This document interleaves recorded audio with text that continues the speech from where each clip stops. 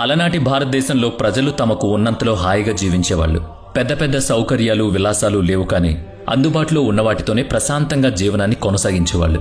ఆదాయం తక్కువైతే అంతటితోనే సర్దుకునేవాళ్లు. ఊరకే వృధా చేయడం ఉండేది కాదు. ప్రకృతిలో దొరికిన ప్రతి వస్తువును పూర్తి స్థాయిలో వినియోగించుకునేవాళ్లు. జనాభా మధ్య భయంకరమైన కొట్లాట్లు ఉండేవి కావు.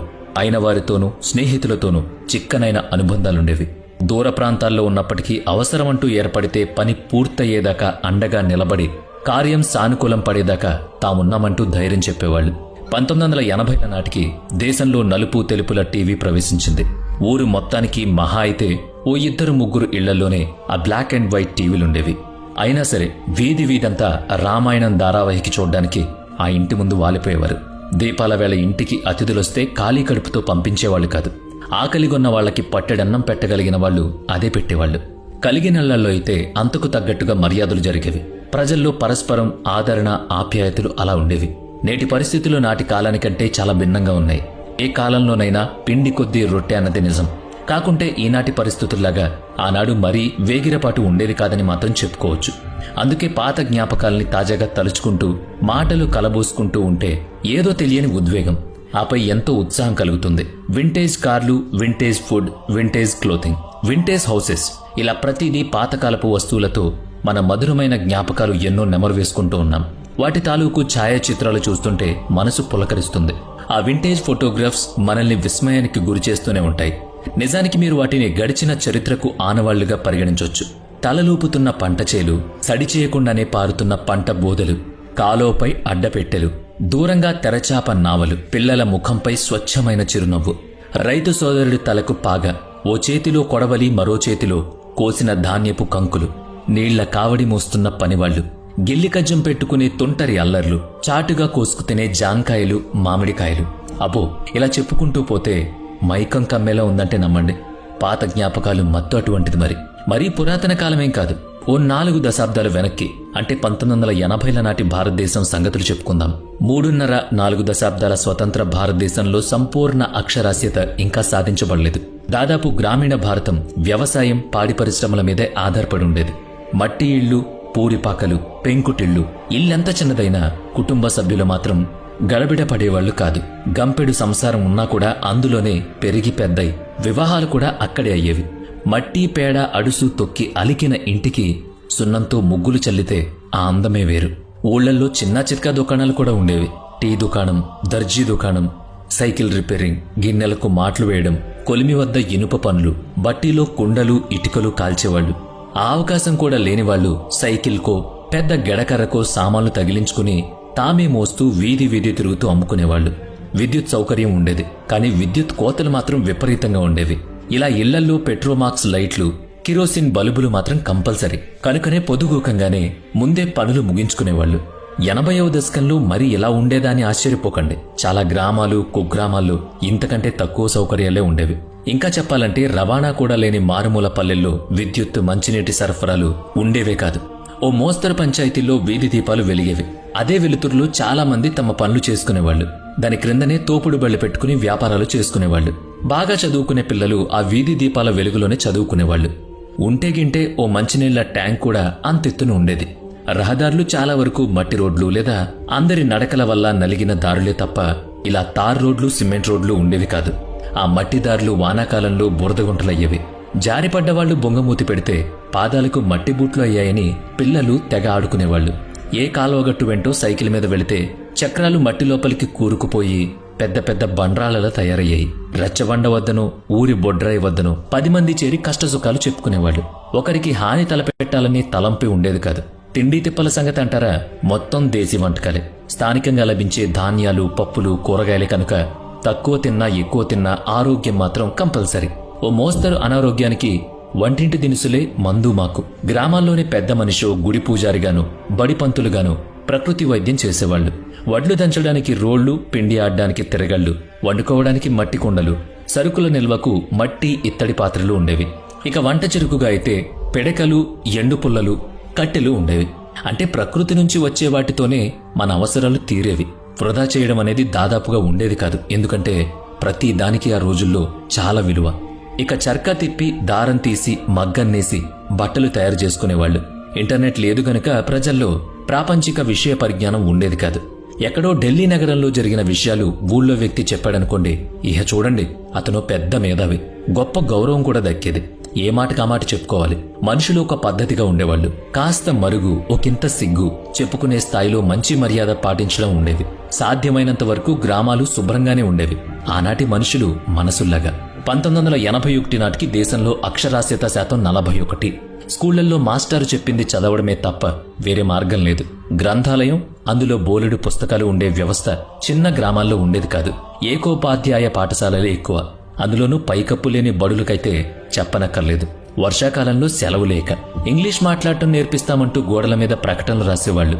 ఇప్పుడు స్విగ్గీ, జొమాటోలు ఆహారం తెచ్చి పెడుతున్నట్టుగా అప్పట్లో ఇంటింటికి తిరిగి పాలు పోసేవారు. గేదెల్ని ఇంటికే తీసుకొచ్చి అక్కడే పాలు పితికిచ్చేవాళ్లు. తల మీద బుట్టలో కాయగూరలు పెట్టుకుని అమ్మేవాళ్లు. కరివేపాకు, కొత్తిమీర కూడా డబ్బులకు కాకుండా గిద్దెడు, సోలెడు బియ్యానికిచ్చేవాళ్లు. పట్టణాల్లో అంబాసిడర్ కార్లు, పద్మిని కార్లు తిరిగేవి. అలాంటి కారు కలిగి ఉండడం ఓ పెద్ద హోదా, అదేదో గొప్ప. పెద్ద పెద్ద బ్రాండ్ల శీతల పానీయాల కంటే గోలీ సోడాకే యమగిరాకి. అప్పుడు చెక్కబండి మీద అమ్మే రాతి ఉప్పును కొని నిల్వ చేసుకునేవాళ్లు. నీటి సరఫరా లేని చోట చేతి పంపులు వాడుకునేవాళ్లు. దేశ విదేశాల కబుర్లు పెద్దగా తెలిసేవి కావని చెప్పుకున్నాం కదా. మరి విషయాలు ఎలా తెలుస్తాయంటే దినపత్రికల ద్వారా, రేడియోల ద్వారానే. న్యూస్ పేపర్ కూడా రాని ఊళ్ళుండేవి, కానీ రేడియో న్యూస్ వినకుండా పనికెళ్లేవాళ్లు ఉండేవాళ్లు కాదు. గ్రామీణ కుటుంబాల్లో సభ్యులందరూ ఏదో ఒక పని చేసుకునేవాళ్లు. ఇంట్లో ఉండే ఆడవాళ్లు సైతం కుట్లు, అల్లికలు వంటివి చేసేవాళ్లు. చెప్పులు కుట్టినా, బండి తోసినా, పొలం దున్నినా, నీళ్లు మోసినా నామోషి మాత్రం ఉండేది కాదు. హోదాలో, ఆదాయంలో తేడాలుండేవి తప్పితే చేసే పని పట్ల చిన్న చూపు మాత్రం ఉండేది కాదు. ఇక రాజకీయాలంటారా, ఎన్నికల వేళలో గొప్ప కోలాహలంగా ఉండేది. ఇక 1975 నాటి ఎమర్జెన్సీతో ఇందిరాగాంధీ పదవి కోల్పోవడం, కాంగ్రెసేతర ప్రభుత్వంలో మొరార్జీ దేశాయ్ ప్రధాని కావడం ప్రజల్లో రాజకీయాల పరంగా ఓ ఆలోచన మార్పును కలిగింపజేశాయి. అయినా పార్టీలో కలకలులకలు తప్పవు కదా. అధికార మార్పిడిని ప్రజలు కోరుకున్న స్థిరమైన ప్రభుత్వాన్ని ఏర్పాటు చేయడంలో నాయకులకు నిబద్ధత కరువైంది. ఆ ప్రభావం నిత్యావసర వస్తువుల ధరలను ఆకాశానికి చేరేలా చేసింది. సాధారణ ఉప్పు, పప్పు, కూరగాయలు బాగా ఫిరుమయ్యాయి. 1980లలో 10 గ్రాముల బంగారం 1330 రూపాయలుండగా 1980 నాటికి 1800 రూపాయలైంది. ఇక కిలో వెండి ధర అంటారా, అందుబాటులోనే ఉండేది. లీటర్ పెట్రోల్ ధర 8 రూపాయలు. బహుదూరమైతే తప్ప ప్రజలు ప్రభుత్వ రవాణాన్ని ఎంచుకునేవాళ్లు. స్థానికంగా సైకిళ్లనే ఉపయోగించేవారు. ఇక కాలినడకన పోగలిగే దూరాలకైతే నడుచుకుంటూ వెళ్లేవాళ్లు. కనుకనే రోజుకు 2000 పెట్రోల్ అమ్ముడైతే గొప్పగా ఉండేది అప్పటి బంకుల్లో. రాజకీయాలను పక్కన పెడితే రోజువారీ ఆహారంలో భాగమైన ధాన్యాల ధరలు ఈనాటి ధరలతో పోలిస్తే చాలా చాలా తక్కువ. 1980వ దశకంలో లీటరు పాలు 8 రూపాయలు, కిలో బియ్యం 1 రూపాయి, కిలో పెసలు 2 రూపాయలు, క్వింటాళ్ల గోధుమలు 142 రూపాయలు, పంచదార కిలో 5 రూపాయలు. ఈ ధరలు ఇప్పటికి తక్కువ కావచ్చు, కానీ అప్పుడు అవి చాలా ఎక్కువ. వాటిని కూడా కొనుగోలు చేయలేక రోజుకు 2 పూటలా తినలేని వాళ్ళు కూడా చాలా మంది ఉండేవాళ్లు. సగటు రోజుకు 100 లేదా 200 రూపాయలు సంపాదించగలిగిన సామాన్యుడి కుటుంబం పోషణకు ఆ మాత్రం ఆదాయాన్ని సరిపెట్టుకునేవాళ్లు. ఇక సినిమాల వంటి వినోద రంగంలో ఇప్పటి ట్రెండ్స్ ఎలా ఉన్నాయో మీకు తెలుసు. Heavy makeup, heavy costume, heavy jewellery, విదేశీ లొకేషన్స్, అతి భారీ ఖర్చులు, అందుకు తగ్గట్టే టికెట్ ధరలు, ఇవన్నీ మనకు అనుభవమే. 1980లలో కూడా మేకప్ ఉండేది, కానీ మరీ అంత ఎక్కువ కాదు. తక్కువ మెరుగులతోనే ఆకర్షణీయంగా తయారయ్యేవాళ్లు. ఆ కాలపు సినిమా ఫంక్షన్లు కూడా ఎంతో ఆర్భాటరహితంగా ఉండేవి. ఎంతో కొంత మోడర్న్ దుస్తుల్లో, పాశ్చాత్య ధోరణిలో తెరపై నటించిన వారు కొందరున్నారు.